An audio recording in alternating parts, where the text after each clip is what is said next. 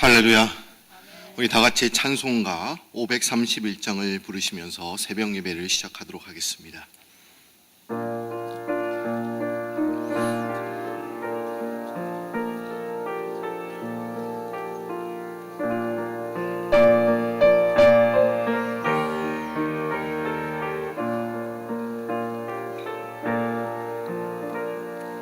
자비한 주께서 부르시네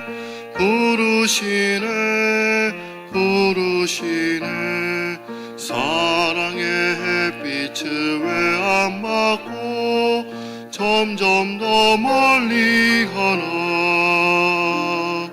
지금 오라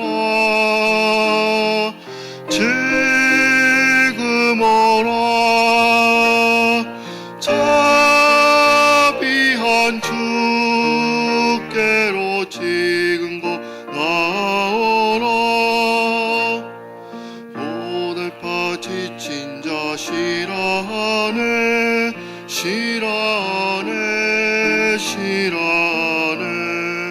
무거운 짐진 자 다 나오라. 쉬게 해주시리라. 지금 오라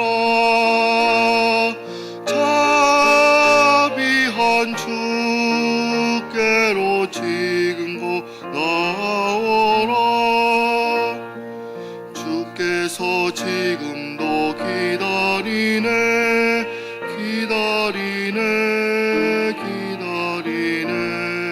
제 짐을 가지고 다 나오라. 어서 주 앞에 오라. 지금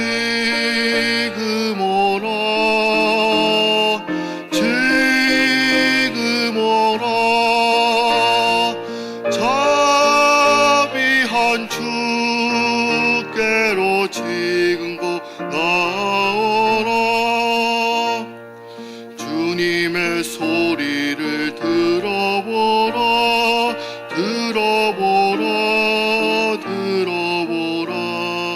그 이름 믿는 자 복받으리.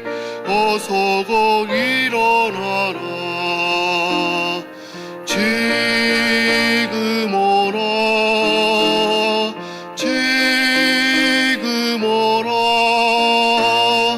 자비한 주께로 지금 곧 나오라. 아멘. 이 시간에는 기련정 권사님 나오셔서 예배를 위해서 기도해 주시겠습니다.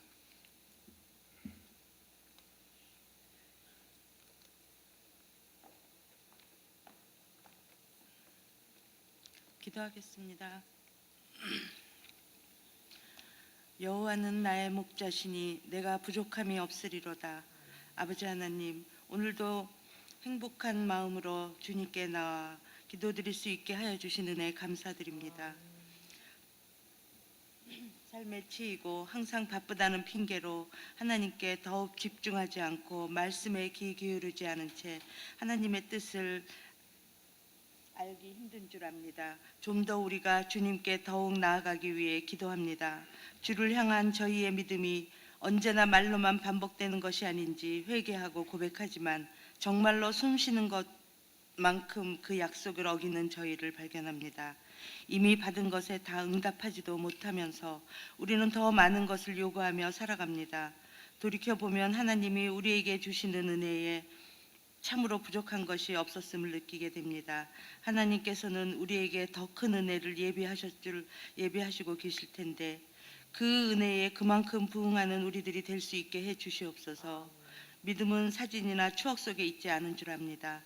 어떠한 집회나 수련회에서 받았다는 은혜는 기억 속이 아니라 우리의 삶 속에서 변화로 나타나게 하여 주시옵소서. 만일 우리가 하는 일이 우리를 위한 주의 온전하신 뜻에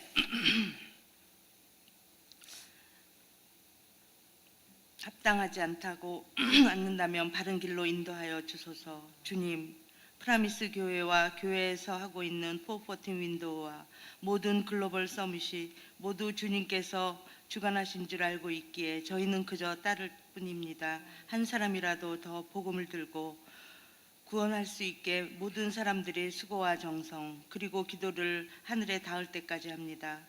모든 영광 주님 홀로 받으시옵소서. 말씀을 전하시는 고성진 목사님께도 말씀의 기름 부으심 넘치게 하시고 강건케 하여 주시옵소서. 듣는 저희들도 마음의 문을 열고 은혜 받게 하여 주시옵소서. 우리를 구원하신 주 예수 그리스도 이름으로 기도드리옵나이다. 아멘.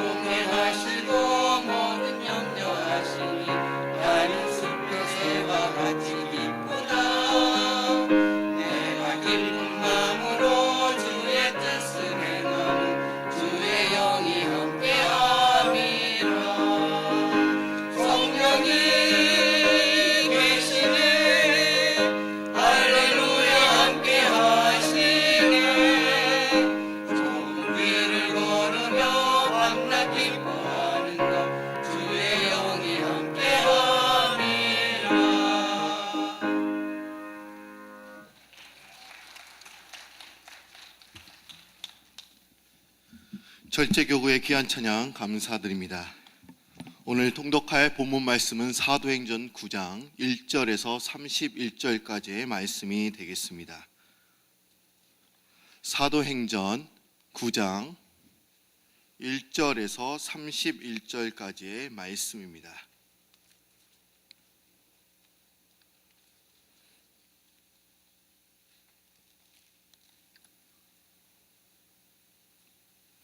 사도행전 9장 1절에서 31절까지의 말씀입니다. 다 찾으신 줄 알고 한 절씩 교독하시겠습니다.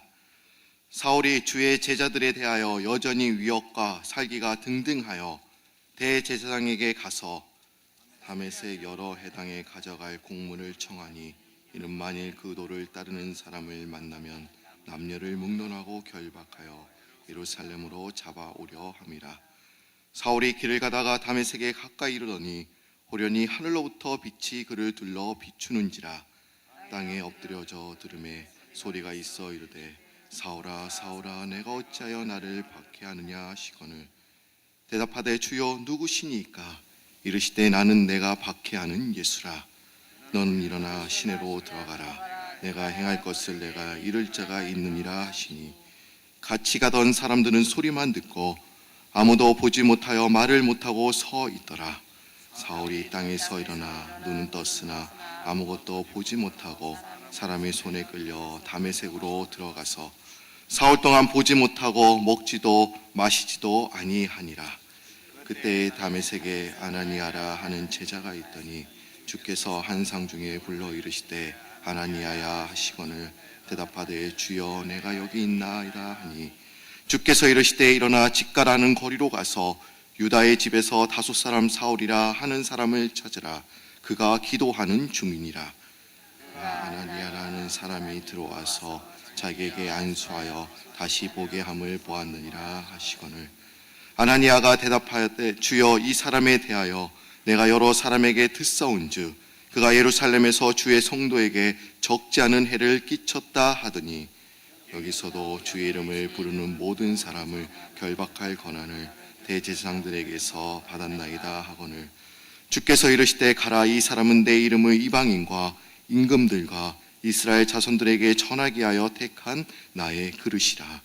그가 내 이름을 위하여 얼마나 고난을 받아야 할 것을 내가 그에게 보이라 하시니 아나니아가 떠나 그 집에 들어가서 그에게 안수하여 이르되 형제 사울아 주 곧 내가 오는 길에서 나타나셨던 예수께서 나를 보내어 너로 다시 보게 하시고 성령으로 충만하게 하신다 하니 즉시 사울이 다시 보게 된지라. 일어나 세례를 받고 음식을 먹음에 강건하여 지니라. 사울이 다메섹에 있는 제자들과 함께 며칠 있을새 즉시로 각 회당에서 예수가 하나님의 아들이심을 전파하니 듣는 사람이 다 놀라 말하되 이 사람이 예루살렘에서 이 이름을 부르는 사람을 멸하더는 자가 아니냐. 여기 온 것도 그들을 결박하여 대제사장들에게 끌어가고자 함이 아니냐 하더라. 사울은 힘을 더 얻어 예수를 그리스도라 증언하여 다메섹에 사는 유대인들을 항옥하게 하니라. 여러 날이 지남에 유대인들이 사울 죽이기를 공모하더니 그 계교가 사울에게 알려지니라. 그들이 이를 죽이려고 밤낮으로 성문까지 지키거늘 그의 제자들이 밤에 사울을 강주리에 담아 성벽에서 달아내리니라. 사울이 예루살렘에 가서 제자들을 사귀고자 하나 다 두려워하여 그가 제자됨을 믿지 아니하니 바나바가 데리고 사도들에게 가서 그가 길에서 어떻게 주를 보았는지와 주께서 그에게 말씀하신 일과 다메섹에서 그가 어떻게 예수의 이름으로 담대히 말하였는지를 전하니라. 사울이 제자들과 함께 있어 예루살렘을 출입하며 또 주 예수의 이름으로 담대히 말하고 헬라파 유대인들과 함께 말하며 변론하니 그 사람들이 죽이려고 힘쓰거늘 형제들이 알고 가이사랴로 데리고 내려가서 다소로 보내니라. 우리 31절은 한 목소리로 읽겠습니다. 그리하여 온 유대와 갈릴리아와 사마리아 교회가 평안하여 든든히 서가고 주를 경외함과 성령의 위로로 진행하여 수가 더 많아지니라. 아멘. 우리 한번 옆에 있는 분들과 인사를 나누시고 말씀을 듣도록 하겠습니다. 잘 오셨습니다. 반갑습니다. 오늘도 큰 은혜를 주실 줄 믿습니다. 오늘 많이 춥습니다. 그런데도 많은 분들이 나와 주셨어요. 아마 이번 주간이 마지막 이제 추위가 될 것 같습니다. 여러분 좀 추위에 이기시고 이제 한국은 벌써 봄이 왔다고 합니다. 우리가 봄을 기대하면서 나아가시는 여러분들이 되시기를 바랍니다. 우리가 어저께는 사도행전 10장과 11장을 읽었습니다. 그런데 오늘은 사도행전 9장을 읽었어요. 이거 순서가 잘못된 거 아니냐? 뭔가 착오가 있었겠지. 아마 이렇게 생각하는 분이 많이 있을 줄 압니다. 우리가 사도행전을 보시면 그 구절을 보시면 우리가 베드로와 또한 그 바울의 그 사역에 대해서 기록되어 있습니다. 1장과 12장부터는 베드로의 그 사역이고 그 13장 이후부터가 이제 바울이 어떻게 전도 여행을 했는지에 대해서 이야기를 하고 있습니다. 그래서 제가 어저께는 베드로가 어떻게 환상을 보고 고넬료를 만나게 되었는지에 대해서 말씀을 드렸죠. 그런데 그 12장까지 그 안에 9장 속에 이제 바울이 어떻게 회심했는가에 대해서 이야기를 하고 있습니다. 그래서 어저께 보면 그 바울까지의 사역을 이제 마무리하고 이제 오늘부터는 바울의 그 시대에 대해서 이제 말씀을 드리고자 합니다. 오늘 읽었던 사도행전 9장은 사도행전의 그 기념비적인 사건인 다섯 사람 그 바울의 회심에 대해서 이야기를 하고 있습니다. 그럼 여러분 회심이란 무엇입니까? 우리가 마음을 돌이켜 하나님께로 돌아가는 것을 우리는 회심이라고 이야기합니다. 그런데 이 회심을 보면 몇 가지 유형이 있습니다. 하나는 점진적 회심을 우리가 말할 수 있습니다. 점진적 회심은 어느 날 갑작스럽게 하나님의 신비함을 체험하지는 못했지만 신앙생활을 하면서 단계적으로 믿음이 변화되는 것을 우리는 점진적 회심이라고 이야기를 합니다. 성경에서 찾아본다면 대표적인 예로 디모데를 우리가 들 수가 있습니다.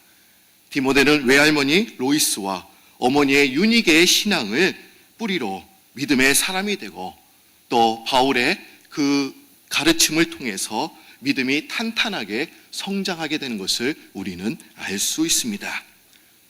또한 점진적 회심이 있다고 한다면 급격한 회심이 있습니다. 이것은 갑작스러운 변화를 통해 하나님께로 돌아가는 것을 의미합니다. 1978년 프린스턴 대학의 연구에 하면 기독교의 1000명 가운데 33%가 회심을 경험한다고 합니다. 결국 이 말은 교회를 다닌다고 해도 회심하지 않는, 회심을 경험하는 것이 다 아니라는 것입니다. 그저 여러 가지 이유로 그냥 교회만 다니는 그런 분들이 많이 있다고 하는 것입니다. 그리고 이 33% 가운데서 18%만이 급격한 변화에 의한 회심을 경험했다고 하는 것입니다. 이것을 전체 교인으로 따진다고 한다면 5%밖에 되지 않는 것입니다. 그런데 그 5%가 이런 급격한 회심을 경험한다는 것입니다. 점진적 회심은 믿는 사람들이 경험하는 회심이라고 한다면 이 급격한 회심은 믿는 사람뿐만 아니라 믿지 않은 사람들도 경험하게 되는 것을 우리는 알 수 있습니다. 그런데 예수 그리스도를 믿는 사람들이 또한 경험하는 회심들이 있습니다. 그것은 의식하지 못하는 가운데 이루어지는 그런 회심입니다. 소위 모태신앙이는 분들이 여기에 다들 속하게 됩니다. 그들은 대부분 어디서부터 변화되었는지 자신도 모릅니다. 아니, 어떤 경우에 주변의 사람들도 모를 때가 있습니다. 그냥 어렸을 적 그냥 교회에서 자랐습니다. 그냥 주일학교 다녀서 매주일 교회를 출석하죠. 그러다 보니 그리스도의 문화 그리고 교회의 문화가 자연스럽게 삶에 그냥 배어 있습니다. 이들은 대부분 화끈한 경험은 없습니다. 하지만 이런 분들은 이런 장점이 있습니다. 타락을 해도 한계가 있다는 것입니다. 어느 이상 타락하지는 않습니다. 더 이상 죄를 짓지는 않습니다. 왜 그렇습니까? 뭐가 잘못되고 뭐가 옳고 그른지 알기 때문에 더 이상 죄를 짓지는 않는다는 것이죠. 또 이미 기독교인이지만 어떤 특별한 순간에 획기적인 변화를 통해서 회심하는 경우도 있습니다. 어떤 때는 교인입니다. 근데 어떤 때는 세상 사람입니다. 아니, 그런 상태로 살아가는 분들도 있습니다. 그러다가 어느 순간에 자신의 머리를 부수고 삶을 부수는 어떤 특별한 사건이나 경험을 통해서 변화되는 것입니다. 이들은 원래도 교인들이었습니다. 하지만 양다리를 세상과 교회 사리에 놓고 살아가는 사람들이었습니다.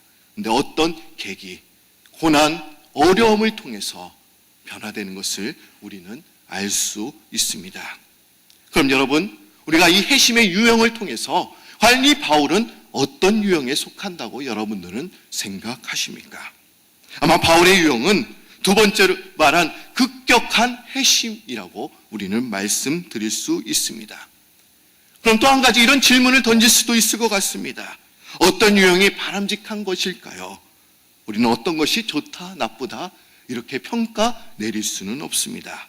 다 나름대로의 환경과 상황이 다 다르고 삶의 모습이 다르기 때문에 하나님께서는 그 삶의 그 태도와 또한 성격을 통해서 우리가 변화시켜 주시는 것을 우리는 알 수 있습니다. 오늘 본문 말씀 보시면 사울은 예루살렘에서 예수 그리스도의 도를 전하는 사람을 결박하기 위해서 다메섹 도상으로 가는 중이었습니다. 그리고 그는 다메섹으로 가던 중 하나님의 음성을 이제 듣게 되었습니다. 사울아, 사울아, 왜 내가 나를 핍박하느냐? 그런데 여러분, 우리는 바울이 하나님의 그 만남 사건을 그저 구원의 한 사건으로 우리는 이해할 때가 있습니다. 그러나 이거는 구원 사건을 뛰어넘어 세계를 변화시키는 그런 사건이었습니다. 한 신학자는 이렇게 이야기를 합니다. 그리스도께서는 사울을 바울되게 하셨습니다. 그리고 그리스도께서는 사울을 바꾸셨습니다. 그리고 바울은 세계를 바꾸었고 역사를 바꾸었습니다. 바울은 자기 자신이 하나님을 만난 사건을 또한 26장과 또 26장에서 또 한 번 이야기를 하고 있습니다. 한 사람의 핵심이 그저 한 사람의 변화, 한 가정의 변화로 그치지 않았습니다. 그 복음이 로마에까지 전파되는 그런 계기가 되었다는 것입니다. 그리고 그가 교회들에게 보낸 그 13개의 서신서들을 통해서 기독교의 교리가 체계화되는 것을 우리는 알 수 있습니다. 이것은 놀라운 사건이 아닐 수 없습니다. 그럼 여러분, 하나님께서는 어떤 사람에게 찾아오시는 것일까요? 하나님의 은혜는 우리가 어떻게 받는 것입니까? 우리가 어떻게 해야 하나님을 만날 수 있는 것입니까? 은혜는 우리의 공로와 수고, 율법의 행위대로 우리가 하나님의 은혜를 경험하는 것이 절대로 아닙니다. 하나님의 은혜는 선물입니다. 결코 자격이 없는 자들에게 찾아오신다는 것입니다. 여러분, 사울은 어떤 사람이었습니까? 그는 예루살렘에서 그리스도를 전하는 사람을 찾기 위해서 온 사람이었습니다. 핍박자였습니다. 그런데 그런 그에게 주께서 찾아오셨습니다. 아니, 찾아와서 만난 주신 것만으로 끝나지 않았습니다. 너는 해야 할 일이 있어. 이러면서 15절 말씀을 우리 한번 다 같이 보도록 하겠습니다. 과연 하나님께서 이 사울에게 주신 일이 무엇이었습니까? 사도행전 9장 15절 말씀 여러분들이 읽어주시면 감사하겠습니다. 시작.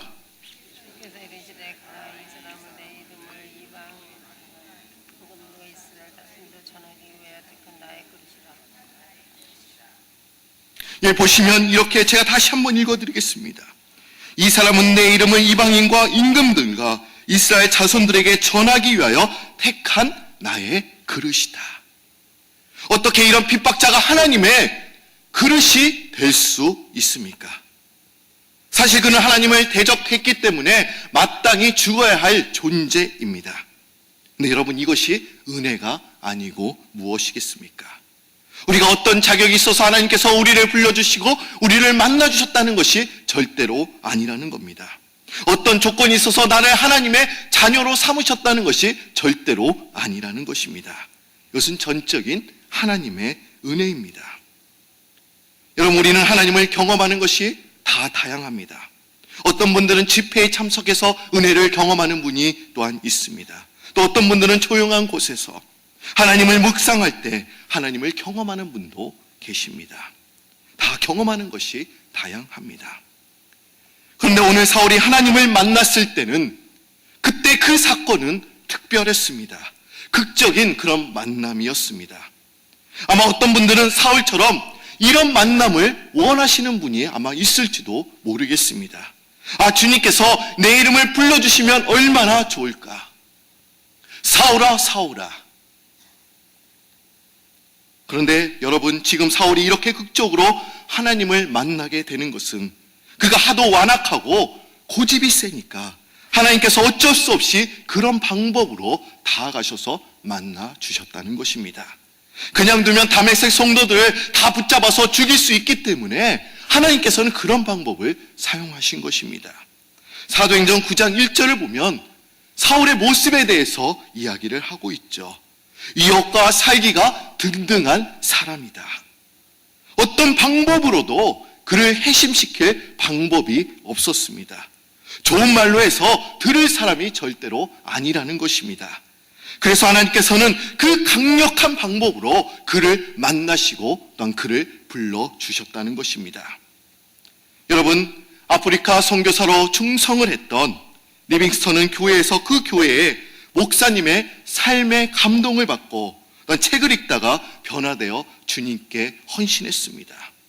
또한 종교개혁을 일으켰던 그 마틴 루터도 로마서 1장 16절과 17절의 말씀을 묵상하다가 또한 회심하게 되었습니다. 그게 정상적인 사람의 변화입니다. 저는 이런 게 더 감사하다고 저는 생각이 듭니다. 네, 여러분, 이렇게 강력한 하나님의 변화와 능력을 경험한다고 하는 이야기는 반대로 생각하면 또한 이런 것입니다. 엄청난 고통과 실패와 아픔을 더 겪어야 한다는 것이죠. 또한 암에 걸리기도 하고 또 몸에 이상이 생겨서 여러분들 예수님을 믿으시겠습니까? 물론 그러면 더 극적이겠죠. 물론 그렇게 해서 하나님께서 우리의 몸을 깨끗하게 해주신다고 한다면, 완치가 된다고 한다면 우리는 하나님을 더욱더 감사하고 하나님의 그 역사를 더욱더 우리는 극적으로 체험할 수 있을 것입니다. 바울은 예수님을 잡으러 다메섹으로 가는 도중에 하나님의 음성을 들었습니다. 사울아, 사울아, 내가 어찌하여 나를 핍박하느냐. 사울은 그 눈을 떴으나 아무것도 보지를 못했습니다. 완전히 눈이 먼 것입니다. 눈이 보이지 않으니 다른 사람의 손에 이끌려 이제 다메섹 동네에 가게 되었지요. 그리고 3일 동안 보지도 못하고 먹지도 못하고 마시지도 못하는 상황에 이르렀습니다. 사울에게 있어서 이 3일간의 기간이 과연 어떠했을까요? 아마도 지옥과 같은 시간이었을 것입니다. 하나님의 음성을 듣기는 했지만 눈이 먼 세상을 볼 수 없는 영원한 장님으로 살아야 한다는 거, 분명 그는 어려웠을지도 모릅니다. 이것은 그에게 용납할 수 없는 일이었을지도 모릅니다. 3일 후에 극적으로 완치가 됩니다. 사울의 눈에서 비늘 같은 것이 이제 벗겨져서 다시 볼 수 있게 됩니다. 사울이 그 순간 얼마나 좋았을까요? 하나님을 만난 것도 기쁜데 이제 눈도 떠졌으니 얼마나 기쁠까요? 그러나 그 3일은 그의 인생에서 절대로 경험하지 못했고 힘든 그런 고통의 시간이었을 것입니다. 여러분, 우리가 고생하는 시간, 분명 이것도 축복이라고 얘기하지만 또한 손해일 수도 있습니다. 그렇게 극적인 체험보다 그런 체험이 없어도 예수를 믿게 하신 은혜에 감사하는 그런 여러분들이 되시기를 소망합니다. 그런데 사도행전 9장에 보면 다 바울의 회심에 초점을 맞추고 있습니다. 근데 저는 이 본문에서 한 가지 궁금한 점이 생겼습니다. 바울만 혼자 예수쟁이를 잡으러 다메섹으로 간 것이 아니었습니다. 바울과 같이 가던 사람이 있었다는 것입니다. 오늘 본문 말씀 사도행전 9장 7절 말씀을 한번 보도록 하겠습니다. 어떤 사람이 있었을까요? 우리 7절 말씀은 다 같이 한 목소리로 읽겠습니다. 같이 가던 사람들은 소리만 듣고 아무도 보지 못하여 말을 못하고 서 있더라. 이 사람들은 바울과 같이 다메섹으로 가던 중 하나님의 음성을 듣게 되었습니다. 바울이 눈이 멀게 되자 그들이 이제 바울을 다메섹의 유다의 집까지 또한 인도했던 그런 사람들입니다. 그리고 그들은 아나니아라는 사람이 이제 바울을 안수했을 때 바울이 눈이 뜨게 되는 것을 또한 목격했던 사람이기도 합니다. 그들 당사자가 직접 하나님을 경험한 것은 아니었지만 간접적으로 하나님의 음성을 듣게 되었습니다. 과연 여러분, 바울과 같이 갔던 그 사람들이 과연 누구일까요? 성경은 이들이 누구인지 또 이름이 나오고 있지는 않습니다. 그리고 그 후에 나중엔 기독교의 역사 속에 어떤 사람으로 남아있는지에 대해서 기록되어 있지는 않습니다. 그런데 바울 자신이 이제 사도행전 22장과 26절을 보시면 바울 자신이 어떻게 하나님을 경험했는지에 대해서 이제 총독과 그리고 그 분봉왕에게 이야기하는 것을 우리는 또한 볼 수 있습니다. 그런데 사도행전 22장을 보시면 이 같이 가던 사람들, 이 무명의 사람들이 난 빛을 보았다라고 또한 이야기를 하고 있습니다. 또한 사도행전 26장 14절을 보시면 또한 이렇게 말씀하고 있습니다. 우리가 다 땅에 엎드려짐에 내가 소리를 들으니 히브리 말로 이르되 사울아 사울아 내가 어찌하여 나를 박해하느냐. 가시체를 뒷발질하기가 내게 고생이니라. 그들은 땅에 엎드려져서 초자연적인 그런 경험을 했다는 것입니다. 여러분, 은혜는 어떻게 우리가 받는 것입니까? 직접적으로 하나님을 경험할 수도 있지만 감적적으로도 우리는 하나님의 은혜를 경험할 수 있습니다. 베드로와 야고보와 요한은 예수님과 함께 변화산에 올라가게 되죠. 그들은 예수님께서 빛난 광채로 변화되는 모습을 목격했습니다. 물론 우리가 예수님과 함께 있다고 한다면, 예수님과 동행한다고 한다면 분명 우리는 직접적으로 하나님의 은혜를 경험할 수 있습니다. 그러나 의역과 사기가 등등한 사람 옆에서도 간접적으로도 우리는 하나님의 은혜를 경험할 수 있다는 것입니다. 초대교회 역사를 보시면 기독교를 핍박하던 사람들은 이제 그리스도인들을 다 얼음 구덩이에 넣었습니다. 그리고 고문합니다. 그리고 다른 한쪽에서는 따뜻한 음식을 준비해 놓고 고문당하고 있는 사람들을 유혹합니다. 너 이렇게 얼음 구덩이에 왜 있냐? 너희들이 이제 예수님만 부인하면 너희들이 그 옆에서 따뜻한 밥을 먹을 수가 있어. 왜 이것을 왜 선택하지 않냐? 그런데 그 중에 한 사람이 그 고문을 못 견디고 얼음 구덩이에서 나왔는데, 그때 집행하는 병사 중에 한 사람이 하늘에서 천사가 숫자대로 면류관을 가지고 내려오는 것을 목격하게 되었습니다. 한 사람이 이제 배교하니까 그 천사가 면류관을 다시 가지고 올라갑니다. 그리고 그것을 본 병사가 이렇게 이야기합니다. 내가 대신 그 얼음 구덩이에 들어가겠습니다. 그리고 내가 예수님을 믿겠습니다. 여러분, 이것이 무엇을 의미하는 것입니까? 은혜는 우리가 예수님과 함께 있어도 은혜를 받을 수가 있습니다. 또 순교의 현장에서도 우리가 은혜를 받을 수 있습니다. 위협과 사기가 등등한 사람 옆에서도 우리는 은혜를 받을 수가 있습니다. 어떻게든 우리가 은혜를 경험하는 것이 축복이고 하나님께 감사한 일이 되는 것입니다. 은혜는 하나님의 전적인 주권 아래에 있습니다. 우리가 받으려고 해서 받은 것이 아니라 하나님께서 우리에게 주시는 선물이라는 것입니다. 우리는 사업장에서, 또한 일터에서, 직장에서, 또한 가정에서 우리는 하나님의 은혜를 경험할 수 있습니다. 우리가 발을 받는 곳마다 하나님의 은혜를 경험하는 그런 여러분들이 되시기를 바랍니다. 오직 그 은혜는 하나님의 주권 아래에 있다. 우리가 그것을 인정하고 오늘도 승리하시면서 나가시는 여러분들이 되시기를 바랍니다. 내가 받으려고 해도 못 받을 때가 있어요. 그런데 하나님께서는 우리의 마음을 보시고 우리에게 부어주십니다. 오늘 말씀을 통해서 과연 이 바울의 회심, 과연 나는 어떤 회심 유형에 속하게 되는가?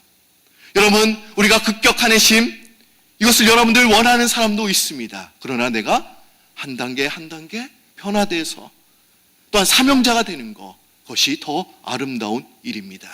오늘 말씀을 통해서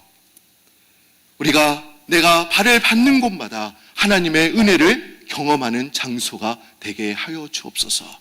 우리가 이런 기도를 하며 오늘 세상 터로 나가시는 여러분들이 되시기를 바랍니다. 다 같이 기도드립니다.